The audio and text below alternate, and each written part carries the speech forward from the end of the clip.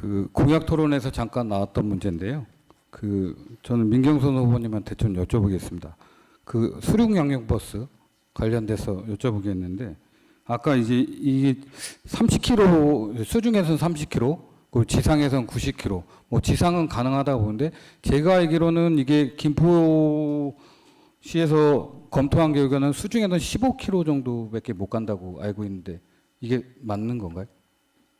실제로 그 특화된 특허를 갖고 있는 그 대한민국의 업체들이 많은데 30km까지 할 수 있다고 봅니다. 그런데 막히는 구간에서는 5km 이하로 떨어져 있는 데서는 이거 15km. 대당 얼마인가요? 대당 얼마인지는 제가 정확히 모르는데요. 실제 10억 내외로 알고 있습니다. 이게 제가 파악한 바로면 대당 한 25억 정도 된다고. 그거 잘못 알고 계신 것 같은데요. 네. 제가 파악한 바로는 도입비가 한 25억, 뭐 네네. 기사에도 나온 적이 있고 그런가 봅니다. 저도 이게 아닙니다. 자료를 찾아보고 있는데. 실제로 이게 그러면 이게 물론 수륙으로 가야 되니까 장마철이나 그리고 겨울철, 결빙 이럴 때는 운영을 못 할 것 같은데, 이럴 때는 어떻게 하실 생각이신지? 전혀 그런 걱정은 안 해도 됩니다. 실제로 장마철과 예를 들면 한강이 어는 구간은 보통 3주에서 토탈 태풍은? 4주입니다. 그럴 경우에는 태풍은 어떻게 하실 건가? 그러면 도로로 달리면 됩니다. 그럼 도로로 다니면 똑같은 거 아닙니까? 그렇죠. 이게 막히기 때문에 수중으로 다니는 건데, 태풍이 온다고 해서 도로로 달리면 이게 무슨 의미가 그러니까 대체적으로 그런 문제가 있을 때는 안전상을 위해서 도로로 달리면 됩니다. 그 부분은 승객들이 이해를 하는 것이고 예약 그러니까 효율성 문제에서 이 계절적인 문제는 고려가 안 된 그 수륙 양용 버스라고 저는 생각하고요. 예. 이런 걸 봤을 때 이 도입비나 그리고 이게 물로 내려가기, 강으로 내려가기 위해선 기반 시설 같은 것도 만들어야 되는데, 서울시가 그걸 또 어차피 서울시에서 올라가야 되니까 그걸 허용해 줄지도 만무하고, 기반 시설 비용도 저는 상당하다고 보고, 이게 이용 금액도 저는 좀 걱정이 됩니다. 요금. 요금은 실제로 이게 관광용으로 이게 출퇴근 시간에는 속도를 내는 것이고 출퇴근 외에는 막히지 않습니다. 그렇기 때문에 경제성이 떨어집니다. 후보님, 요금은 대략적으로 얼마 생각하고 그래서 계십니까? 실제로 출퇴근 시간 외에는 관광용으로 쓰면 부여 같은 경우 2만 원을 받고 있습니다. 승객도 많고 그런 측면에서 여러 가지 가격을 여러 가지 조정하게 되면 운영상에 있어서 경제성도 있을 수 있다. 네, 알겠습니다. 말씀드리겠습니다. 잘 따져봐야 될 것 같습니다. 네, 이 문제는. 방산 플랫폼.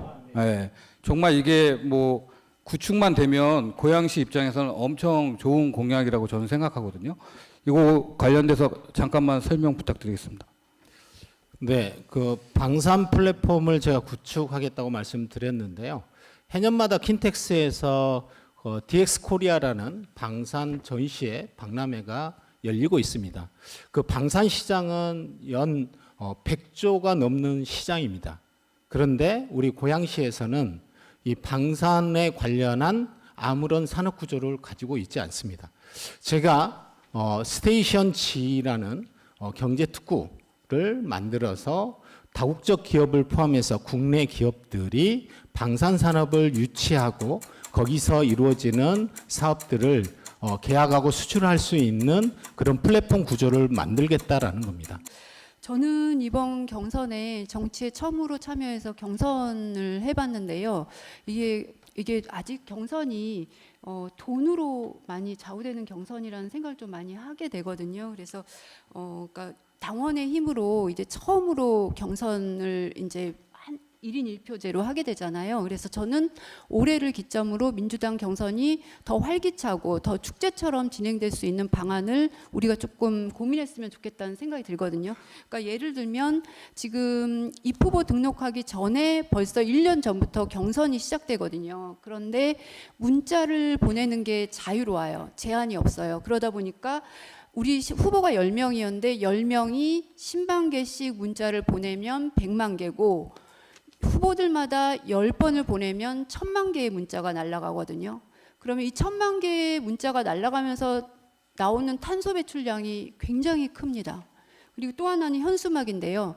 현수막이 무제한이에요. 우제한 경선 전에는. 그러다 보니까 50개를 만드는 후보도 있고 500개를 만드는 후보도 있고 1000개를 만드는 후보도 있는데 현수막이 또 광고물법상은 불법이에요. 그래서 500개를 만들어서 뿌리는 후보들도 있겠지만 다 금방 또 이게 다 되면 또 붙이고 이래가지고 현수막이 완전히 그러니까 홍수가 되는 거예요. 너무 많은 현수막들이 걸리고 또 철거되고 이런 악순환이 계속되고 있거든요. 그래서 현수막 같은 경우도 엄청난 공해로 쌓이고 있고요.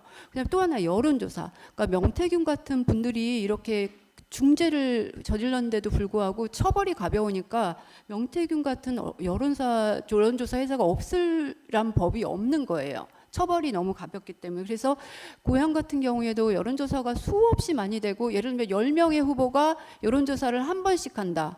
그럼 10번의 여론조사가 되고, 그다음에 여론조사할 때 당직이라든지 이런 걸 계속 교환해서 여론조사가 유불리하게 흘러가는 경우들이 있거든요. 그래서 저는 이 모든 것들을 포함해서 경선도 공영제를 하자. 그래서 후보 각각이 돈을 얼마를 딱 기탁하는 거예요. 기탁하고 그 기탁금으로 동등하게 이렇게 홍보를 할 수 있도록 기회를 주는 거죠.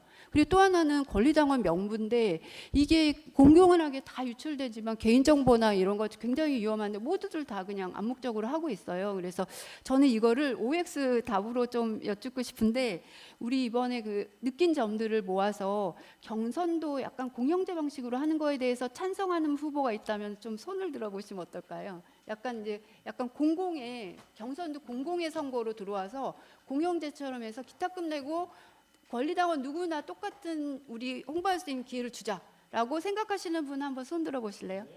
네네. 네. 그러면 이거는 저희 후보들의 입장으로 한번 당에 전달했으면 좋겠다는 생각이 들고요. 그러면 저한테 이게 굉장히 심각하고 무거운 주제였거든요. 여러 후보님들에게 감사드리고요. 그리고 저는 이제 조금 경쾌한 질문 하나 해보고 싶은데, 저는 프로축구단을 공약으로 내걸었어요. 그러니까 인구 100만 도시 모두에 프로축구단이 있거든요. 근데 프로축구단인데 고향만 없어요. 그래서 프로축구단을 만들어서 고향의 시민들의 정체성을 확보하고 또 고향의 어떤 스포츠 산업 도시로서 또 육성도 해보자, 이런 제안을 드렸거든요. 근데 저와 비슷하게 최승원 후보님께서 프로 야구단 공약을 내걸으셨더라고요. 그래서 이 부분을 30초에 잠깐 설명해 주실 수 있어요? 30초가 안 나왔는데요. 안 남았는데요. 프로 야구단? 저희 예전에 프로 야구단이 있었습니다. 근데 그게 없어졌거든요. 그래서 그거를 제가 다시 만들려고 하고 있는 겁니다. 죄송합니다. 답변을 더 길게 해드렸어야 되는데. 네네. 네, 장재환입니다. 제가 여러 이제 후보님들 공약들을 보면 굉장히 훌륭한 공약들이 거의 대부분 많습니다. 그런데 제가 고양시에 처한 현실은 굉장히 어렵습니다. 그러니까 재정 자립도 32%에 불과한 고양시에서, 예를 들어서 우리 고양시가 예산이 3조 5천억 정도 됩니다. 그 중에서 한 1조 정도가 고양시에서 세수를 확보하고 나머지 한 2억 5천 정도가 실질적으로 중앙정부나 경기도라든가 이런 걸 통해서 재정이 구조가 형성이 되는 거죠.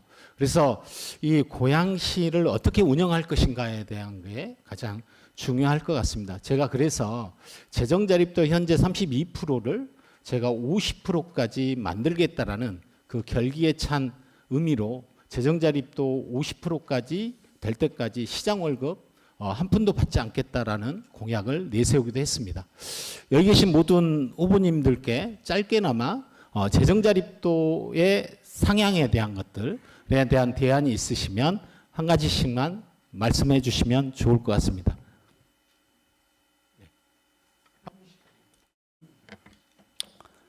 예, 그 재정 자립도하고 재정 자주도는 좀 개념이 틀린데요. 자립도 같은 경우는 지방세 세수입 때문에 사실은 그 중앙정부의 의존 지원이 많으면 자립도를 떨어지게끔 돼 있고, 그다음에 자주도는 사실은 그 특조비나 지방 양해금 교부세를 많이 확보하면 우리 쓸 수 있는 예산이 있거든요.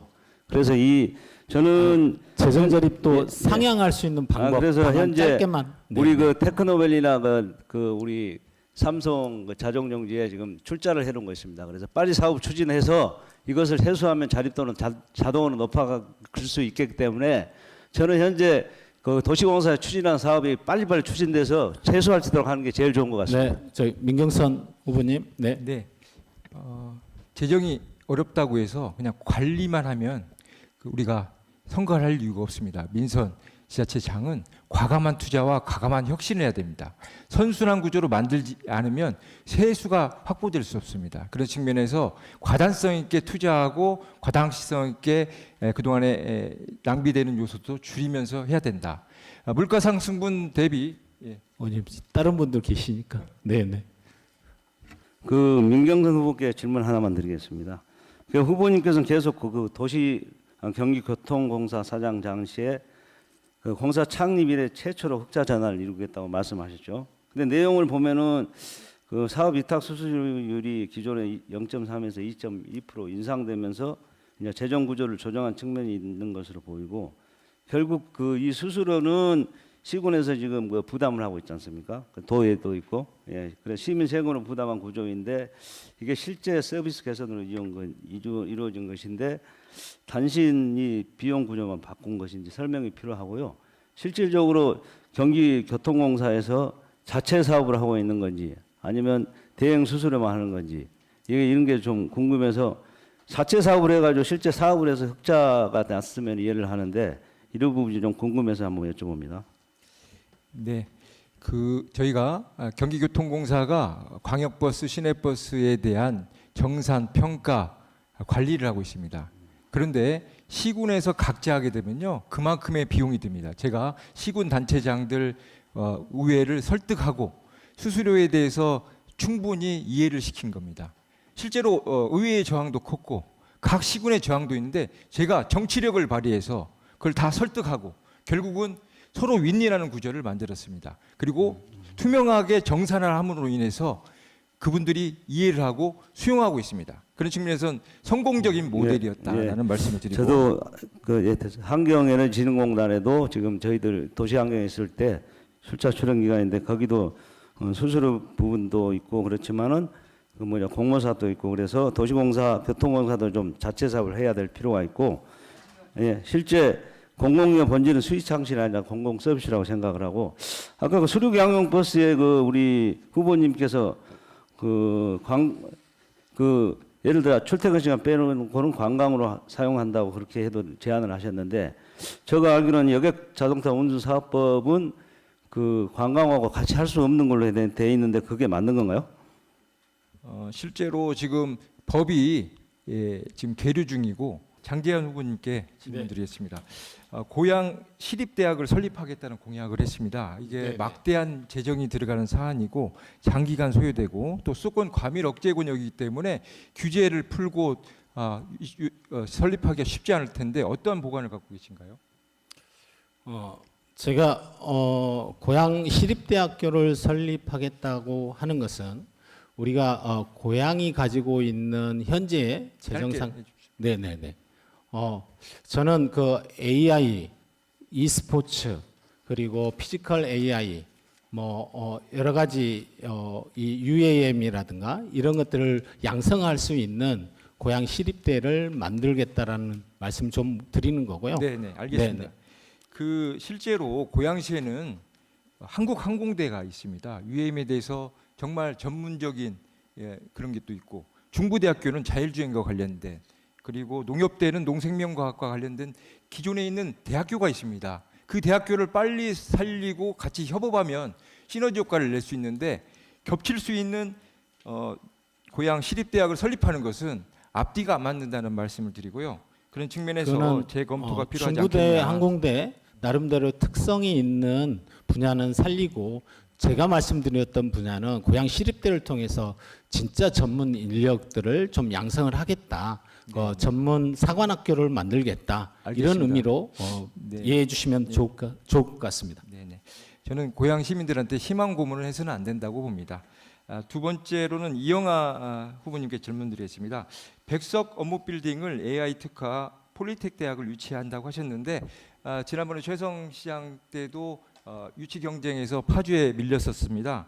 그런데 지금 그 백석 업무용 빌딩이 그 원안 건립, 시청사 원안 건립과 되면서 공실로 유지되고 이거 빨리 활용을 해야 된다는 민원들이 많은데 제가 최근에 한국항공대와 협의를 해서 항공우주 산학융합센터를 유치하겠다고 하고 지금 거의 결과가 나온 상황입니다. 그런 측면에서는 적극적으로 이게 해야 되는데 폴리텍 대학을 유치한다는 것도 시간적인 소요가 크고 현실성이 좀 떨어지는 것 같은데 이에 대해서 어떻게 생각하시는지 답변을 부탁드립니다. 일단 항공대에서 항공대 총장님을 저도 만났는데 항공대가 부지가 모자르기 때문에 백석 그 빌딩에 임대를 추진한다는 말씀을 들었어요. 그래서 적극 환영하는 입장이고요.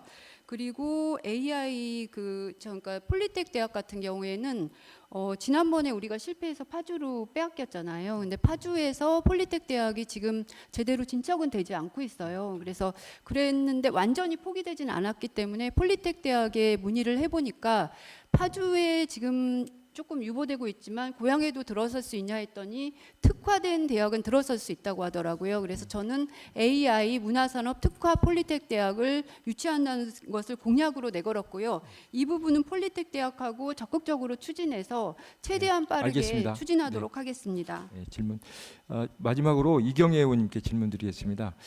최근에 우리가 산왕산 골프장 관련해서 그 시의회 만장일치로 해제 공고안이 통과됐음에도 불구하고 네. 무리하게 현 시장이 실시 계획 인가를 냈습니다. 이에 대해서 소송까지도 진행되고 있는데 이에 대한 입장과 해결책이 있으시면 말씀해 주셨으면 좋겠습니다.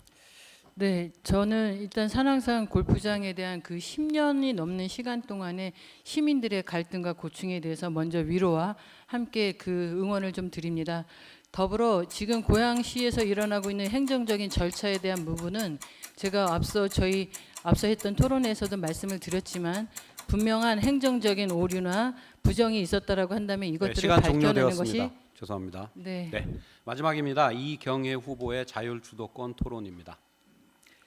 네, 저는 왜 저에게 아무도 질문을 잘 안 해주시는지 잘 모르겠습니다. 제가 너무 강력한 후보라서 물어보면 좋은 답을 할까봐 답을 못 하시는 것 같아서 제가 그냥 먼저 아무도 질문해주지 않으셔서 몇 가지만 말씀을 드리겠습니다.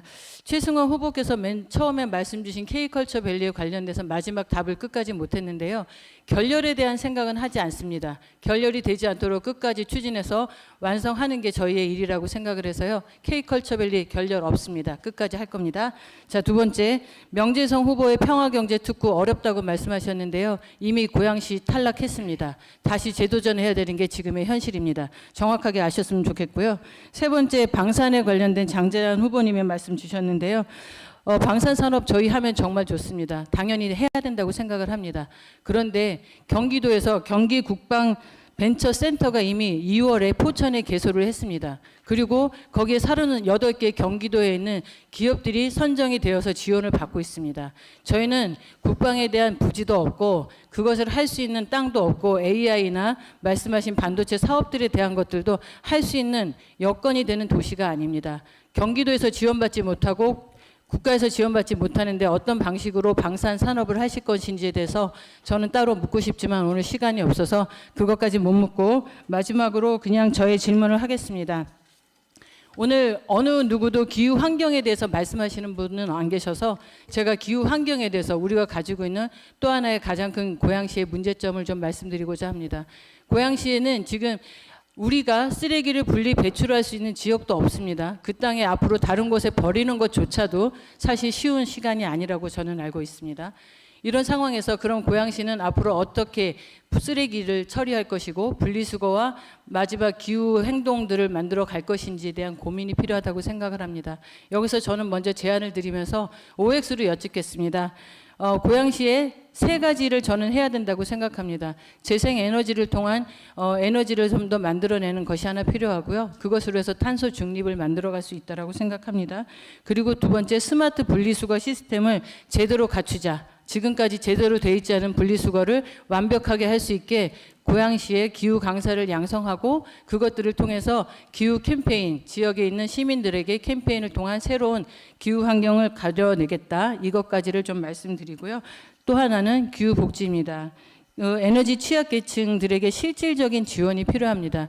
여름이면 더워서 겨울이면 추워서 어떻게 약자로서 지낼 수 없는 그 약자들에게 무엇을 해드릴 수 있는지에 대한 고민도 필요하다고 생각합니다. 이런 부분에 다소 후보님들께 이렇게 여쭙겠습니다. 기후 환경 그리고 에너지 자립 이 부분에 대해서 고양시에서 어떻게 할 수 있는지에 대해서 한 가지 얘기를 드려주셨으면 좋겠습니다. 한 분께 20초씩 시간이 있습니다. 말씀해 주십시오. 네, 장재현 후보님부터 말씀해 주십시오. 기후 관련된 에너지 환경에 대해서 어떤 것들을 해나갈 수 있는지인데 이미 시간이 너무 지나버려서 답을 드리면 다음 분들께 못 드릴 것 같아서 죄송합니다. 토론회에서도 죄송합니다. 말씀드렸지만 이미 시간을 벌써 그렇게 버리시면 다른 분들이 못 탄소제로에 사셔서. 대한 그 온실가스가 가장 네, 많이 나온 게 됐습니다. 아파트입니다. 자, 저희 그래서 건축 죄송합니다. 표준안에 이 내용들을 제 주도권이니까 네. 제 지금 23초밖에 안 남아서 그냥 답변을 다 들으면 시간이 끝날 것 같아서 이렇게 말씀드리겠습니다. 우리 민주당 6 후보는 모두 함께 기후 행동에 대해서 그리고 고양시의 기후 환경을 위해서 같이 노력하고 함께 정책을 만들어서 살펴가겠다. 이것들 다 같이 동의하시는지 OX로 하겠습니다. O이십니까? X십니까? 동그라미 네, O. 예, 이렇게 정리하겠습니다. 고맙습니다.